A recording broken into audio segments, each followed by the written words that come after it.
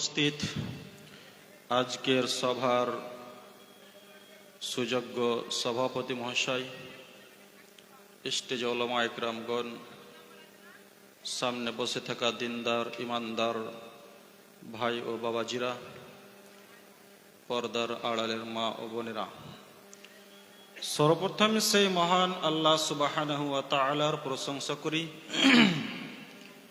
তিনার প্রশংসা করে শেষ করা যাবে না, তাই একটি ছোট্ট শব্দের দ্বারা প্রশংসা করলে সমস্ত প্রশংসা হয়ে যায়। তাই সকলে অন্তর থেকে মহব্বতের সাথে বলি আলহামদুলিল্লাহ। তারপরে পরে আমাদের নবী, সারা বিশ্বের নবী জনাব মুহাম্মদুর রাসূলুল্লাহ সাল্লাল্লাহু আলাইহি সাল্লামের প্রতি শত কোটি দরুদ ও সালাম অবতীর্ণ হোক। আল্লাহুম্মা সাল্লি আলাইহি আল্লাহুম্মা বারিক আলাইহি। আজকে আমি আপনাদের সামনে সূরা তওবা সূরা নম্বর 9 আয়াত নম্বর 119 পাঠ করেছি। সহিহ মুসলিম হাদিস নম্বর 49। এই আয়াতকে এবং হাদিসকে সামনে রেখে আজকের সংক্ষিপ্ত বক্তব্য ইতি করব ইনশাআল্লাহ।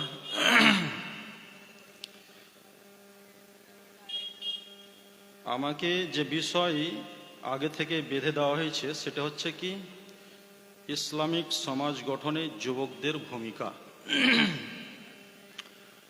এই বিষয়টি অত্যন্ত গুরুত্বপূর্ণ একটি বিষয়।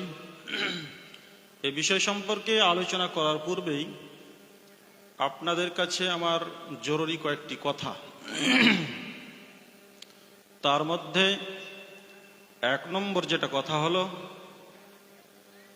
যে আমি যতক্ষণ পর্যন্ত বক্তব্য রাখব এক খেয়ালে আপনারা আমার দিকে চেয়ে থাকবেন তো ইনশাল্লাহ? উঠে যাবেন না তো? আমি যতক্ষণ বক্তব্য রাখব মাঝে মধ্যে আপনাদেরকে আমার সঙ্গে একটু করে কথা বলতে হবে। কথা বলবেন তো ইনশাল্লাহ? ইনশাল্লাহ। গ্রামবাসীর কাছে অনুরোধ, আপনারা এই একটি দ্বীনি সভার আয়োজন করেছেন।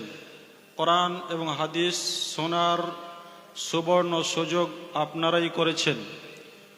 অতএব আপনাদের কাছে একটি জোরালো অনুরোধ থাকবে, আপনারা রাস্তা পথে, বাজারে, দোকানপাটে যে যেখানে আছেন, কোরআন এবং হাদিসের সম্মানার্থে এদিক ওদিক সময়কে অপচয় না করে সরাসরি কোরআন এবং হাদিসের কথা শ্রবণ করার জন্য এই প্যান্ডেলে এসে উপস্থিত হয়ে যাওয়ার চেষ্টা করুন।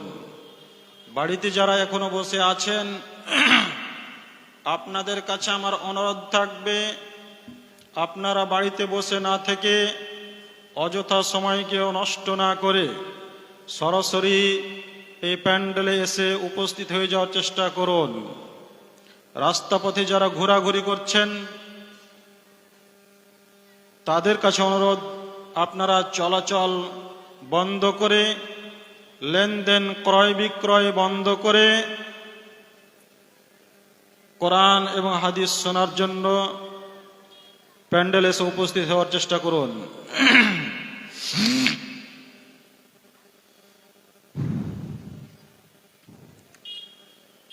ইসলামিক সমাজ গঠনে যুবকদের ভূমিকা, এই বিষয়টি অত্যন্ত একটি গুরুত্বপূর্ণ বিষয়। আল্লাহ তাআলা যখন কোনো জাতিকে উন্নতি দিতে চান, তখন আল্লাহ তাআলা সেই সমাজের যুবকদেরকে সৎ পথে পরিচালিত করেন। আর যখন যুবকেরা অন্যায় পথে চলে যায়, তখন সমাজ ধ্বংসের দিকে চলে যায়। তাই ইসলাম যুবকদেরকে ইসলামিক সমাজ গঠনের অন্যত শক্তি বলে উল্লেখ করা হয়েছে।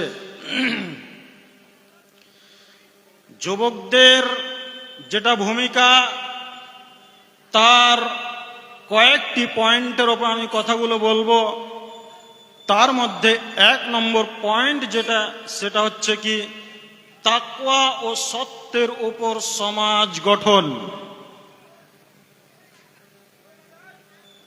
অর্থাৎ যুবকেরা যদি তাকওয়াশীল হয়ে যায়, পরহেজগার হয়ে যায়, তারা যদি সত্যের ওপর অবিচল থাকে, তাহলে ইসলামিক সমাজ গঠনের জন্য সহজ হয়ে যাবে।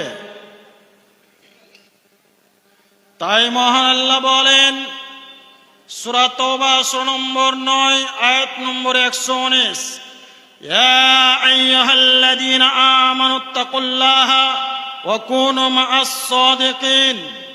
আল্লাহ তাআলা বলেন, হে ঈমানদারগণ, তোমরা আল্লাহ তাআলাকে ভয় করো এবং তোমরা সত্যের উপর সত্যবাদীদের সাথে থাকো। অত্র আয়াত দ্বারা যেটা স্পষ্ট বোঝা যায় যে একটি ইসলামিক সমাজ গঠনে যুবকদেরকে তাকওয়াশীল হতে হবে।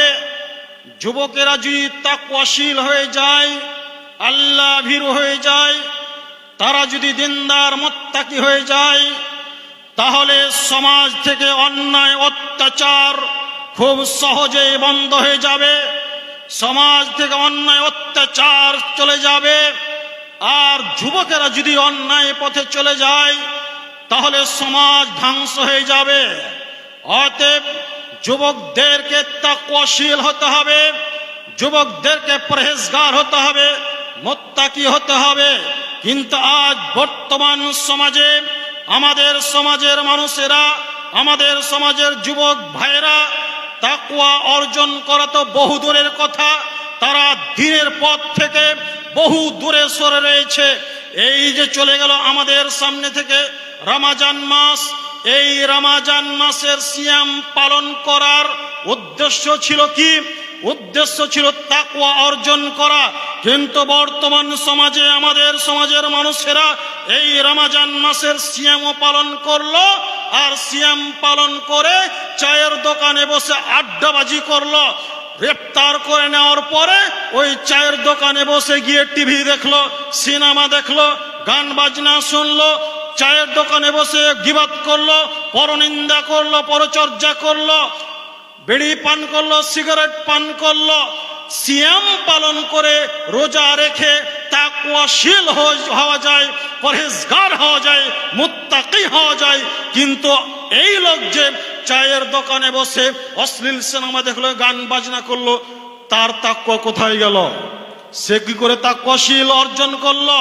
কি করে সে তাকওয়াশীল হতে পারে?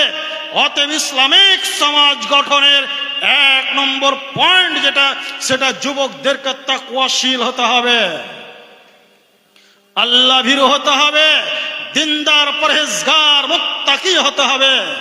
দ্বিতীয় নম্বর হচ্ছে উত্তম চরিত্র গঠন, অর্থাৎ সদাচরণ, নম্র আচরণ।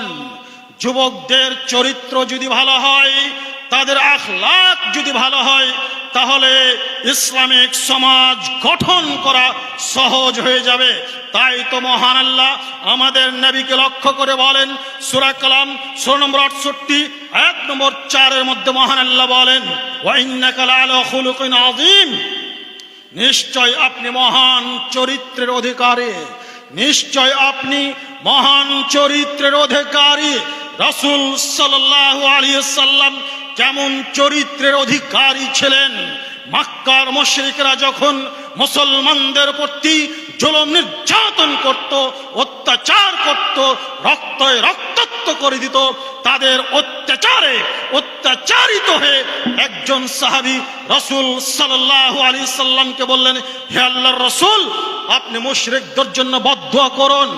রাসূল সাল্লাল্লাহু আলাইহি সাল্লামের আখলাক কেমন ছিল, তার চরিত্র কেমন ছিল, রাসূল সাল্লাল্লাহু আলাইহি সাল্লাম কেমন তিনি ভদ্র ছিলেন, নম্র ছিলেন, তিনি উত্তর দিয়েছিলেন কি, যে আমাকে অভিশপ্তকারী রূপে প্রেরণ করা হয়নি, বরং আমাকে আশীর্বাদ করে প্রেরণ করা হয়েছে। এছাড়াও সূরা আম্বিয়া সূরা নম্বর 21 আয়াত নম্বর 107 মধ্যে মহান আল্লাহ বলেন, ওমা আরসালনাকা ইল্লা রাহমাতাল লিল আলামিন। আল্লাহ তাআলা বলেন, আমি আপনাকে বিশ্ববাসীর জন্য রহমত স্বরূপ প্রেরণ করেছি। সেই সাহাবীর কথা শুনে রাসূল সাল্লাল্লাহু আলাইহি সাল্লাম এই উত্তর দিলেন, বদদুয়া করেননি। আজ বর্তমান সমাজের মানুষের চরিত্র, আমাদের যা ব্যবহার, যদি আপনাকে কেউ একটা গালি দেয়, তাকে 36টা গালি দেওয়ার জন্য আপনি প্রস্তুত রয়েছেন। কেউ যদি আপনাকে একটা থাপ্পড় মেরে দেয়, তাকে আপনি 10 থাপ্পড় মারার জন্য প্রস্তুত রয়েছেন। প্রতিশোধ নেওয়ার জন্য একেবারে আমরা রেডি। আমাদের মধ্যে ধৈর্য সহ্য নেই। আমাদের যদি আখলাক চরিত্র ভালো হতো, তাহলে আমাদের মধ্যে ধৈর্য ধারণ করার ক্ষমতা থাকতো। কিন্তু আমাদের আখলাক ভালো নেই, চরিত্র ভালো নেই। তাই তো এই দাসা আমাদের রাসূল সাল্লাল্লাহু আলাইহি সাল্লাম সেই সাহাবীর কথা শুনে তাকে এই উত্তর দিলেন যে আল্লাহ তাআলা আমাকে বিশ্ববাসীর জন্য রহমত স্বরূপ করে প্রেরণ করেছেন। আখলাক চরিত্রর কত মাহাত্ম্য রয়েছে, কত গুরুত্ব রয়েছে। সহিহ বুখারী হাদিস নম্বর 3559 এর মধ্যে বলা হয়েছে, আয়েশা রাদিয়াল্লাহু তাআলা আনহা থেকে বর্ণিত, তিনি বলেন, রাসূল সাল্লাল্লাহু আলাইহি সাল্লাম আয়েশা রাদিয়াল্লাহুকে বলছেন, হে আয়েশা, কিয়ামতের দিন আল্লাহ তাআলার নিকটে সেই লোক সবচেয়ে নিকৃষ্ট হবে যার দুর্ব্যবহারের কারণে লোক যাকে বর্জন করে। কিয়ামতের দিন আল্লাহ তাআলার নিকটে সেই লোক সবচেয়ে নিকৃষ্ট হবে যার দুর্ব্যবহারের কারণে লোক যাকে বর্জন করে। তার রাসূল সাল্লাল্লাহু আলাইহি সাল্লাম আরো বলেছেন, সহিহ বুখারী হাদিস নম্বর 6035 এর মধ্যে বলেছেন যে তোমাদের মধ্যে সর্বোত্তম ব্যক্তি সেই যার আখলাক ভালো, যার চরিত্র ভালো, যার আখলাক ভালো, যার চরিত্র ভালো, সেই হচ্ছে কিয়ামতের দিন আল্লাহ তাআলার নিকটে সবচেয়ে ভালো। এছাড়াও তিরমিজি হাদিস নম্বর 2003 এর মধ্যে বলা হয়েছে, রাসূল সাল্লাল্লাহু আলাইহি সাল্লাম বলেছেন, মা মিন শাইইন ইউযাল ফিল মিজান। কিয়ামতের দিন সদাচরণ, নম্র আচরণ আমল দাঁড়ি পাল্লায় যত বেশি ভারী হবে, আর কোনো আমল তত বেশি ভারী হবে না। অর্থাৎ সদাচরণ, নম্র আচরণ, ভালো চরিত্রর আমলনামা কিয়ামতের দিন দাঁড়ি পাল্লায় যত বেশি ভারী হবে, পৃথিবীর আর কোন আমল তত বেশি ভারী হবে না।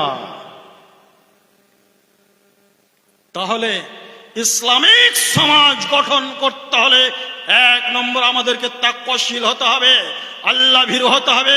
2 নম্বরে আমাদের চরিত্র ভালো করতে হবে, আমাদের আখলাক ভালো করতে হবে। যদি যুবকদের চরিত্র ভালো হয়ে যায়, আখলাক যদি ভালো হয়ে যায়, তাহলে সহজে ইসলামিক সমাজ গঠন করা যাবে, নচেত সম্ভব নয়। 3 নম্বর পয়েন্ট সেটা হচ্ছে ইবাদতের অত যুবকদের মর্যাদা। যুবক বয়সে যারা ইবাদত করে তাদের কি মর্যাদা রয়েছে কাল কিয়ামতের দিন আল্লাহ তাআলার নিকটে।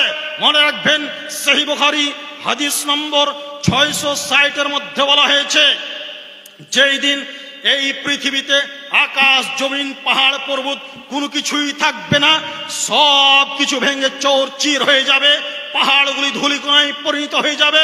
সেই দিন শুধুমাত্র বাকি থাকবে আল্লাহ তাআলার আরশ।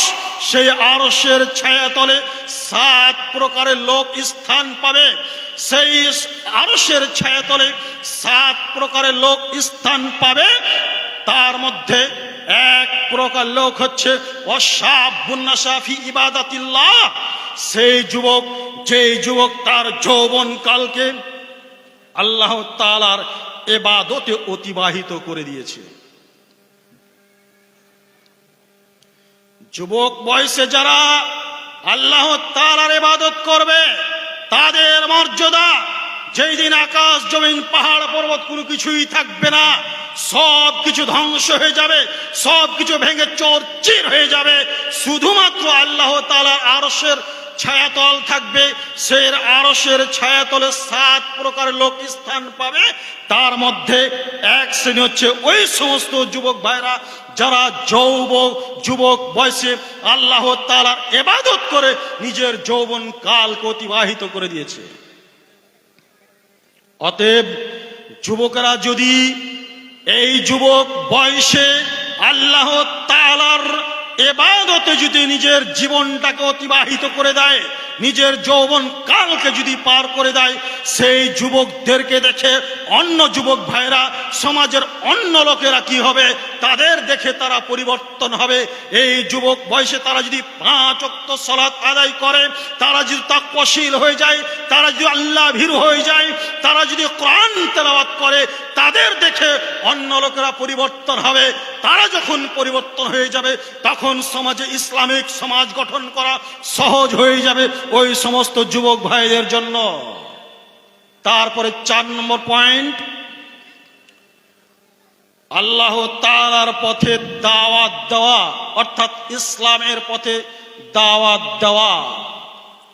মনে রাখবেন 1 নম্বর পয়েন্ট, যুবকেরা যখন তাকওয়াশীল হয়ে যাবে, সত্যের ওপরে অবিচল থাকবে, তাদের আখলাক চরিত্র যখন ভালো হয়ে যাবে, তারা যখন যুবক বয়সে আল্লাহ তাআলার ইবাদত করবে, তারপর যখন মানুষকে ইসলামের দাওয়াত দিবে, ইসলামের পথে আহ্বান করবে, তখন তাদের জন্য দাওয়াত দেওয়া একেবারে সহজ হয়ে যাবে। কারণ এই ব্যাপারে পরিষ্কার বলা হয়েছে সূরা নাহল সূরা নম্বর 25, সূরা নম্বর 16 আয়াত নম্বর 125 এর মধ্যে মহান আল্লাহ বলেন, উদউ সাবিল রাব্বিকা বিল হিকমা ওয়াল মাউইজাতিল হাসানা। আল্লাহ তাআলা বলেন, তুমি তোমার প্রভুর দিকে আহ্বান করো উত্তম উপদেশের মাধ্যমে। অত্র আয়াত দ্বারা যেটা স্পষ্ট বোঝা যায় যে যুবকদের উচিত হবে মানুষকে ইসলামিক সমাজ গঠন করার জন্য মানুষকে উত্তম উপদেশের মাধ্যমে আহ্বান করা, ইসলামের দাওয়াত দেওয়া। যুবকেরা যদি মানুষকে উত্তম উপদেশের মাধ্যমে দ্বীনের দাওয়াত দেয়, ইসলামের দাওয়াত দেয়, তখন তারা কি করবে, তাদের উপর প্রভাবিত হয়ে তারা ইসলামের দিকে ফিরে আসবে। অতএব যুব সমাজের কাছে আমার অনুরোধ থাকবে, যুবক ভাই, তোমরা যুব সমাজ, আজ বর্তমানে যুব সমাজ হচ্ছে এক অমর শক্তি। তারা যদি পরিবর্তন হয়ে যায়, তারা যদি ভালো হয়ে যায়, তাহলে সমাজ ভালো হয়ে যাবে, সমাজ পরিবর্তন হয়ে যাবে। তারপরে 4 নম্বর যেটা, সেটা হচ্ছে সৎ কাজের আদেশ করা, অন্যায় কাজের নিষেধ করা। সৎ কাজের আদেশ সহজে করা যায়, ভালো কাজের আদেশ সহজে করা যায়, কিন্তু মন্দ কাজের নিষেধ সহজে করা যায় না। সূরা আল ইমরান সূরা নম্বর 3 আয়াত নম্বর 104 এর মধ্যে মহান আল্লাহ বলেন, ওয়াল তাকুম মিনকুম উম্মাতুন ইয়াদউনা ইলাল খায়র ওয়া ইয়া'মুরুনা বিল মা'রুফ ওয়া ইয়ানহাউনা আনিল মুনকার ওয়া উলাইকা হুমুল মুফলিহুন। আল্লাহ তাআলা বলছেন যে তোমাদের মধ্যে একটা দল থাকা চাই, তোমাদের মধ্যে একটা দল থাকা চাই। তারা কি করবে, মানুষকে মঙ্গল কল্যাণের দিকে আহ্বান করবে, ভালো কাজের আদেশ করবে, মন্দ কাজের নিষেধ করবে। এই কাজ যারা করবে তারাই সফল কাম হবে। অত্র আয়াত দ্বারা যেটা স্পষ্ট বোঝা যায়, আল্লাহ তাআলা বলছেন, ও যুবক ভাইরা, তোমরা একটু কান খুলে শোনো। বিশেষ করে তোমাদের ব্যাপারে আল্লাহ তাআলা বলছেন যে তোমাদের মধ্যে একটা দল থাকা চাই, একটা জামাত থাকা চাই, যেই দল কি করবে, মানুষকে কল্যাণের দিকে আহ্বান করবে, সঠিক পথের দিকে আহ্বান করবে, ভালো কাজের আদেশ করবে, মন্দ কাজের নিষেধ করবে। মনে রাখবেন, ভালো কাজের আদেশ খুব সহজে করা যায়, কিন্তু মন্দ কাজের নিষেধ সহজে করা যায় না।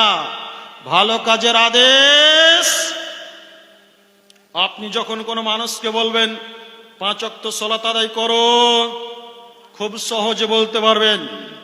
আপনি যখন বলবেন যে 5 ওয়াক্ত সালাতের পরে আয়াতুল কুরসি পড়ো, আয়াতুল কুরসি কেউ যদি 5 ওয়াক্ত সালাতের পরে পড়ে, তাহলে সে জান্নাতে চলে গেছে, প্রবেশ করেনি কেন, মরনি তার জন্য। এই আদেশ করা খুব সহজ, কেউ যদি 5 ওয়াক্ত সালাতের পরে আয়াতুল কুরসি পড়ে তাহলে সে যেন জান্নাতে চলে গেছে। কেউ যদি সূরা ইখলাস একবার পড়ে, কোরআন মাজিদকে 3 ভাগ করে 1 ভাগ পড়ে যা নেকি পাওয়া যায় তাই নেকি পাওয়া যাবে। কেউ যদি সূরা ইখলাস 3 বার পড়ে তাহলে একবার কোরআন মাজিদ কমপ্লিট সম্পূর্ণ পড়ে যা নেকি পাওয়া যাবে তাই পাওয়া যাবে। এ কথা বলা খুব সহজ। কোন মানুষকে যদি আপনি বলেন এই সূরা ইখলাস 3 বার পড়ো, সূরা ইখলাস 3 বার পড়ো, 3 বার সমপরিমাণ 1 বার কোরআন মাজিদ শেষ, 3 বার সমপরিমাণ 1 বার কোরআন মাজিদ খতম। কেউ যদি 1 বার কোরআন মাজিদ খতম করে জানে কি পাবে, 3 বার সূরা ইখলাস পড়ে তাই নাকি পাওয়া যাবে। এই কথা বলা খুব সহজ, কিন্তু যখন আপনি মন্দ কাজে নিষেধ করবেন তখন কিন্তু সহজ হবে না। সূরা লোকমান সূরা নম্বর 31 আয়াত নম্বর 17 মধ্যে লোকমান হাকিম তার পুত্র সন্তানকে বলছেন, ইয়া বুনাইয়া আকিমিস সালাহ, হে আমার আদরের সন্তান কলিজার টুকরা, তুমি কি করো? সালাত আদায় করো।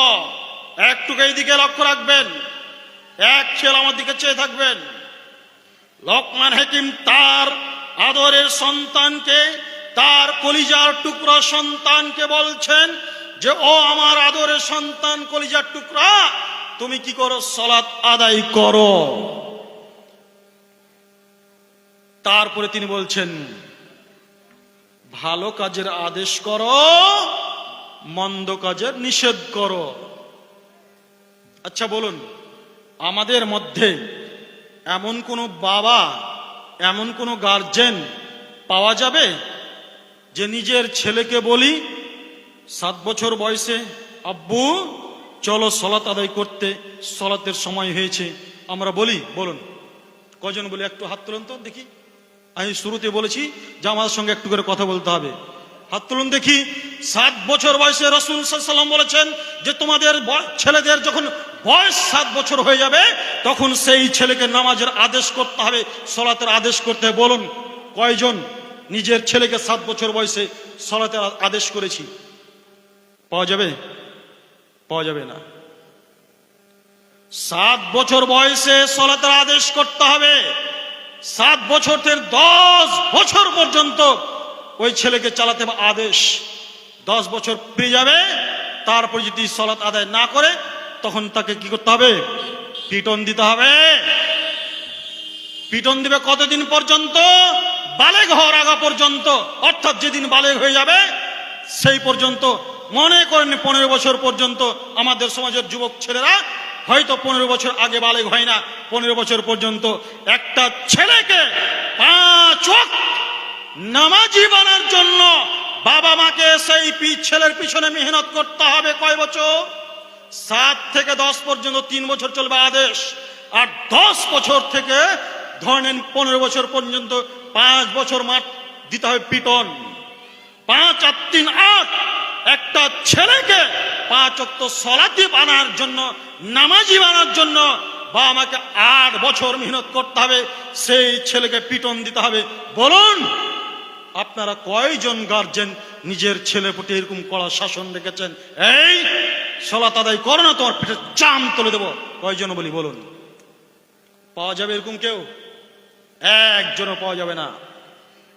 তো লোকমান হাকিম তার ছেলেকে বলছেন, আব্বু তুমি সালাত আদায় করো, ভালো কাজের আদেশ করো, মন্দ কাজের নিষেধ করো। মন্দ কাজের যখন নিষেধ করতে যাবে লোকমান হাকিম তার ছেলেকে তারপরে বলছেন কি, এই কাজ করতে গিয়ে যত রকমের কষ্ট আসুক না কেন, কষ্ট আসবে, লাঞ্ছনা, অপমানিত হতে হবে, এমত অবস্থায় তুমি কি করবে? অসবির মা আসাবাক, তুমি ধৈর্য ধারণ করবে। কেন? এই কাজ সম্পন্ন করা একান্তই জরুরি। মনে রাখবেন, মানুষ যখন অন্যায়ের প্রতিবাদ করবে, মন্দ কাজের নিষেধ করবে, তখন সমাজ সহজে মেনে নিবে না। মন্দ কাজের নিষেধ করতে গিয়ে সমাজ সহজে মেনে নেবে না, তাকে গালিগুলোজ করবে, অকথ্য ভাষায় গালিগুলোজ করবে। তাকে বিভিন্ন রকম দুঃখ কষ্ট দিবে, প্রয়োজনে মার খেতে হতে পারে। এমত অবস্থায় তোমাকে কি করতে হবে? ধৈর্য ধারণ করতে হবে। অতএব যুবক ভাই, তোমাদের উদ্দেশ্যে বলবো যে আল্লাহ তাআলা এর পূর্বে বললেন যে তোমাদের মধ্যে একটা দল থাকা চাই। সেই দল কি করবে? অন্যায়ের বিরোধিতা করবে, অন্যায়ের প্রতিবাদ করবে, মানুষকে সঠিক কাজের দিকে আহ্বান করবে, মন্দ কাজে নিষেধ করবে। তোমরা যখন মন্দ কাজে নিষেধ করতে যাবে, মন্দ কাজে নিষেধ করতে গিয়ে তোমাদের উপর বিভিন্ন সমস্যা চলে আসতে পারে, তোমাদেরকে দুঃখ কষ্ট সহ্য করতে হতে পারে। এমত অবস্থায় তোমাদেরকে বলবো তোমরা ধৈর্য ধারণ করবে। লোকমান হাকিম তার ছেলেকে বললেন যে বেটা, তোমাকে এমত অবস্থায় ধৈর্য ধারণ করতে হবে, সবর করতে হবে। 6 নম্বর পয়েন্ট, অন্যায়ের বিরুদ্ধে প্রতিবাদ করা। একটা ইসলামিক সমাজ গঠন করতে হলে এই কয়েকটা পয়েন্টের উপরে আমাদেরকে কাজ করতে হবে, তবে ইসলামিক সমাজ গঠন করা আমাদের জন্য সহজ হয়ে যাবে। ভাই ভাই উঠছো কেন? দাঁড়িয়ে আছেন কেন আপনারা? এই যুবক ভাই চলো,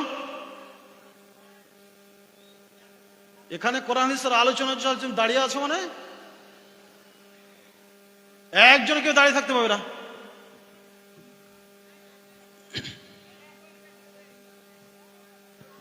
আসসালামু আলাইকুম।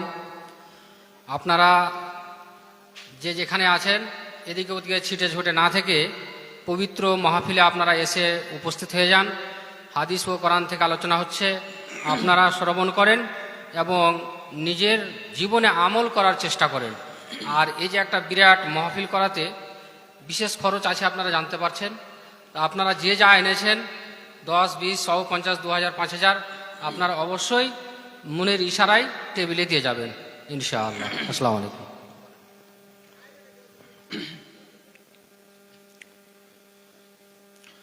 তো 6 নম্বর পয়েন্ট যেটা বলছিলাম সেটা হচ্ছে কি অন্যায়ের বিরুদ্ধে প্রতিবাদ করা। আজ বর্তমান সমাজে চতুর্দিকে শুধু অন্যায় আর অন্যায়, অত্যাচার আর অত্যাচার, জুলুম নির্যাতন এতটাই চলছে যে বলার শেষ নেই। কিন্তু এই অন্যায়ের প্রতিবাদ করার কেউ নেই যে এই অন্যায়ের বিরুদ্ধে রুখে দাঁড়াবে। যুব সমাজ, তোমাদের উদ্দেশ্য বলবো এই সমস্ত অন্যায়ের প্রতিবাদ তোমাদেরকে করতে হবে, অন্যায়ের বিরুদ্ধে তোমাদেরকে রুখে দাঁড়াতে হবে। কেননা সহিহ মুসলিম হাদিস নম্বর 49 মধ্যে বলা হয়েছে, আবু সাঈদ খুদরী রাদিয়াল্লাহু তাআলা আনহু থেকে তিনি বলেন, আমি রাসূল সাল্লাল্লাহু আলাইহি সাল্লামকে বলতে শুনেছি, মান রাআ মিনকুম মুনকারান ফালইউগাইয়ির বিয়াদিহি ফাইন লাম ইস্তাতি ফাবিলিসানিহি ফাইন লাম ইস্তাতি ফাবিকলবিহি ওয়া যালিকা আযআফুল ঈমান। রাসূল সাল্লাল্লাহু আলাইহি সাল্লাম বলছেন, তোমাদের মধ্যে যে কেউ যখন কোনো অন্যায় কাজ হতে দেখে, কোনো অশ্লীল কাজ হতে দেখে, তখন সে যেন কি করে? তার পরিবর্তন করে, তার প্রতিবাদ করে হাত দিয়ে। আপনার চোখের সামনে কোন একটা মানুষ অন্যায় করছে, আপনি চোখে দেখছেন, আপনার চোখের সামনে অন্যায় করছে, আপনার ক্ষমতা রয়েছে হাত দিয়ে তার প্রতিবাদ করা। প্রয়োজন হলে তাকে তার গায়ে হাত বুলিয়ে তাকে ওই অন্যায় পথ থেকে ফিরিয়ে নিয়ে আসতে হবে। তাতে যদি না হয় প্রয়োজন শক্তি প্রয়োগ করতে হবে, শক্তি প্রয়োগের মাধ্যমে তাকে অন্যায় পথ থেকে ফিরিয়ে নিয়ে আসতে হবে। এইটুকু যদি ক্ষমতা না থাকে তাহলে কি করতে হবে? মুখ দিয়ে তার প্রতিবাদ করতে হবে। মুখ দিয়ে তা কি করবেন? প্রয়োজনে নম্রভাবে ভদ্রভাবে তাকে বুঝাবেন, ভাই তুমি এটা অন্যায় করছো, এটা ভুল করছো, তুমি এই ভুল পথ থেকে অন্যায় পথ থেকে সঠিক পথে ফিরে এসো। তাতে যদি কাজ না হয় প্রয়োজন আপনার ক্ষমতা রয়েছে তাকে জোরালো কণ্ঠে বলতে হবে, তার প্রয়োজন হলে ভাষণ দিতে হবে, বক্তব্য রাখতে হবে, তুমি এটা ভুল করছো, তুমি অন্যায় করছো, অন্যায় থেকে ফিরে আসো। এইটুকু যদি ক্ষমতা না থাকে তাহলে কি করতে হবে? অন্তরের অন্তরিতল থেকে পরিকল্পিত উপায়ে তার প্রতিবাদ করতে হবে, তার কাজটাকে ঘৃণিত মনে করতে হবে, আর তার জন্য মনে মনে দোয়া করতে হবে, আল্লাহ লোকটাকে তুমি পরিবর্তন করো, লোকটা অন্যায় পথে চলে যাচ্ছে, আল্লাহ তুমি লোকটাকে সঠিক পথে ফিরিয়ে নিয়ে এসো। মনে রাখবেন এই হাদিসে রাসূল সাল্লাল্লাহু আলাইহি সাল্লাম কোনো মানুষকে নির্দিষ্ট করে বলেননি। বলেছেন যে তোমাদের মধ্যে যে কেউ যখন কোনো অন্যায় কাজ হতে দেখবে তখন সে যেন তার প্রতিবাদ করে। আচ্ছা, এখন বলুন, আজকে এই দিদি সভা করেছেন, কোরআন এবং হাদিসের আলোচনা শোনার সুব্যবস্থা আপনারাই করেছেন, আর এই যে বাজারে মহিলারা অর্ধনগ্ন পোশাক পরে চলাফেরা করছে, এই মেয়েগুলো, এই মহিলাগুলো আপনারই স্ত্রী, আপনার মেয়ে, আপনার বউ, আপনার মা। আচ্ছা বলুন তো, এরা যে এইভাবে বাজারে রাস্তা পথে বেহায়া নির্লজ্জার মতো অর্ধনগ্ন পোশাক পরে চলাফেরা করছে, বলুন এরা ন্যায় করছে না অন্যায় করছে? বলুন বলুন না, এরা ন্যায় করছে না অন্যায় করছে? অন্যায় করছে। এই অন্যায়ের প্রতিবাদ করবে কে? আমি ওই গোবিন্দপুর থেকে এসে আমি অন্যায়ের প্রতিবাদ করব? এদেরকে ঠেকাবে কে? গোবিন্দপুর থেকে এসে আমি ঠেকাবো না আপনাদেরকে ঠেকাতে? বলুন কাকে ঠেকাতে হবে? ঠেকাতে হবে আপনাদেরকেই, যেহেতু আপনারই বেটি, আপনারই মেয়ে, আপনারই স্ত্রী। এর জবাব আপনাকেই দিতে হবে। কাল কিয়ামতের দিন জবাব আমাকে দিতে হবে না, আপনাকেই দিতে হবে কাল কিয়ামতের দিন জবাব। সেই দিন আমাকে জিজ্ঞেস করা হবে না, সেই দিন আমাকে জিজ্ঞেস করা হবে না যে ও মাঝহার সাহেব, আপনার মেয়ে, আপনার স্ত্রী ওই যে পাতলা টোলার জালসাতে বেহায়া নির্লজ্জার মতো চলাফেরা করছিল কেন? এর জবাব কাল কিয়ামতের দিন আমাকে দিতে হবে না, আপনাকেই দিতে হবে। এক ঠেকাতে হবে আপনাকে। আজ বর্তমান সমাজে এতটাই অন্যায় চলছে, এত অশ্লীলতা চলছে যে বলার শেষ নেই। কিন্তু এদেরকে বলবে কে? এই অন্যায়ের প্রতিবাদ করবে কে? যুবক, তোমাদের উদ্দেশ্যে বলবো, তোমরা যদি ইসলামিক সমাজ গঠন করতে চাও, এই সমস্ত অন্যায়ের প্রতিবাদ তোমাদেরকেই করতে হবে। আজ বর্তমানে জালসার অবস্থা যা হয়েছে, বিভিন্ন জায়গায়, বিভিন্ন মাদ্রাসায়, বিভিন্ন মসজিদে যত জালসা হচ্ছে, প্রত্যেক জালসাতেই মেলা বসছে, যত রকমের খেলনা, জাম্পিং, হেন্ডোলা থেকে নে আর মনিহারি থেকে নে সমস্ত রকমের মেলা বসছে। বলুন শরিয়াতে মেলা জায়েজ কি না জায়েজ? বলুন। ছেলে মেয়ে অবাধ মিলামিশা করবে, ছেলে পুরুষ গায়ে ধাক্কা লেগে রাস্তা পথে চলাচল করবে, বাজার করবে, দোকানপাটে বসে আড্ডাবাজি করবে, হাত ধরে প্রেমের গল্প করবে। জালসা মানেই তাদের একটা সুবর্ণ সুযোগ ব্যভিচার করার, জেনা করার, প্রেমের গল্প করার। বলুন এই সমস্ত অন্যায় অত্যাচারগুলোর প্রতিবাদ কে করবে?